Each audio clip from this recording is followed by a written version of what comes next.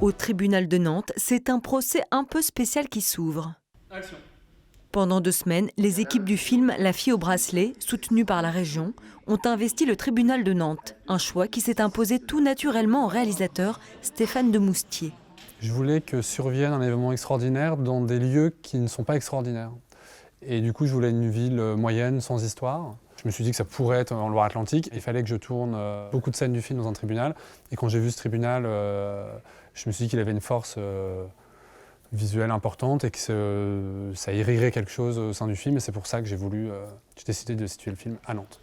Dans ce drame familial et criminel, on retrouve Roche Dizem et Chiara Mastroianni qui interprètent les parents de Lise, leur fille de 18 ans, accusée du meurtre de sa meilleure amie Flora. Le film s'ouvre au moment où commence le procès. Un procès que l'on vit autour de la famille de Lise et en particulier du point de vue de son père qui va découvrir sa fille sous un nouveau jour. Une expérience cinématographique toute nouvelle pour Mélissa Gers, âgée de 21 ans. J'ai trouvé le casting sur le Facebook de Marine Albert, qui est la directrice de casting. Et voilà, j'ai envoyé un mail et ça s'est bien passé. C'est mon tout premier film, mon tout premier casting, tout premier tournage. Tout est nouveau, même Nantes, c'est la première fois.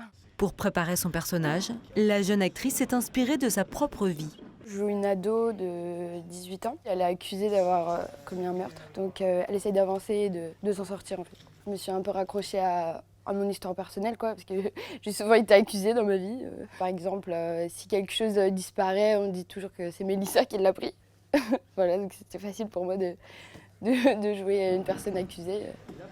Le film a bénéficié d'une aide à la production de 200 000 € de la région des Pays de la Loire, en partenariat avec le CNC. L'équipe a également été accompagnée par le bureau d'accueil des tournages.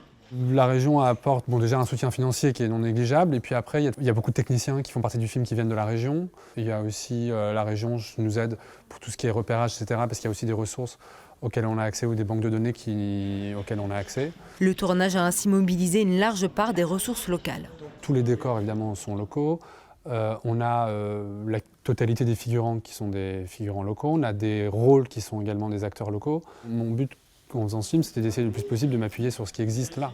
À découvrir prochainement sur grand écran.